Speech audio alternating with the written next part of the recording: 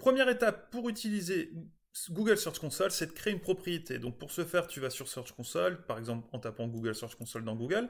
Tu arrives donc sur un compte, une administration, une fois que tu as créé ton compte, et la première chose à faire, ça va être donc d'ajouter une propriété. Donc là, tu vois, tu cliques, ajouter une propriété. Si tu en as d'autres, elles seront affichées au-dessus. Donc ajouter la propriété. Et tu vas arriver sur un écran que voici, avec soit la validation par domaine, soit la validation par préfixe de l'URL.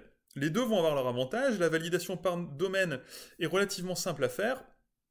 Et surtout, elle va te permettre d'utiliser une seule propriété pour tous tes différents sous-domaines, des différents types d'URL. Là où la préfixe de l'URL va être vraiment avec un protocole, donc HTTP ou HTTPS, le 3W ou sans le 3W. Ça ne va pas prendre en compte les sous-domaines. Donc si par exemple tu as un blog avec un WordPress et une boutique avec un WooCommerce et que tu vas avoir deux comptes, tu vas plutôt travailler sur deux propriétés avec le préfixe de l'URL. Là où si tu n'as qu'un compte, qu'une plateforme pour tout gérer, tu vas plutôt faire la première solution que je te présente. Donc pour valider la propriété du domaine via l'enregistrement DNS, c'est assez simple. Il faut que tu aies accès à ton enregistrement, c'est vraiment à ton hébergement, pardon, c'est le prérequis. Donc tu as un champ TXT à ajouter avec un texte à copier. Donc là tu copies. Tu te rends ensuite sur ton hébergement, donc moi c'est OVH, donc je sélectionne mon nom de domaine, je vais sur les zones DNS, je fais ajouter une entrée. Et donc, c'est du TXT. On me demande est-ce que je veux travailler sur un sous-domaine? Non. TTL, je m'en fiche aussi. Donc, je viens coller le texte que je viens de copier. Voilà. Tu peux toujours double vérifier. Donc, c'est bien un champ TXT.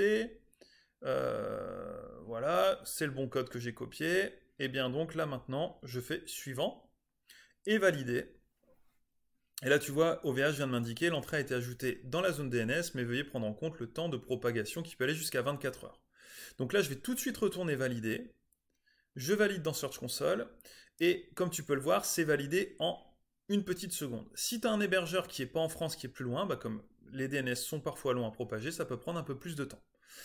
L'autre technique, ou les autres techniques, ça va être de travailler cette fois-ci par protocole. Donc à droite dans le menu précédent, la première chose, ça va être via un fichier HTML. Donc tu le télécharges, et tu viens le déposer ensuite au niveau de ton hébergement à la racine de ton site. Donc tu vois là je l'ai, hop, je viens le prendre et le déposer à la racine de mon WordPress.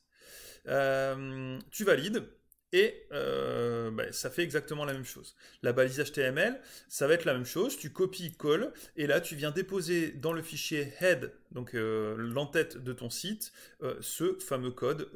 Donc là avec Divi, tu vois, je vais dans Divi, option du thème, intégration, et ajouter la ligne de code à la head de ton site, voilà, tu valides et c'est OK. Donc ensuite, tu vas avoir d'autres techniques, utiliser Google Analytics. Si tu as déjà une propriété Google Analytics, ça peut être fait assez rapidement. Tu peux utiliser aussi Google Tag Manager. Il y a plusieurs méthodes pour le faire, mais je t'en ai déjà présenté quelques-unes. Normalement, ça ne devrait pas poser de problème.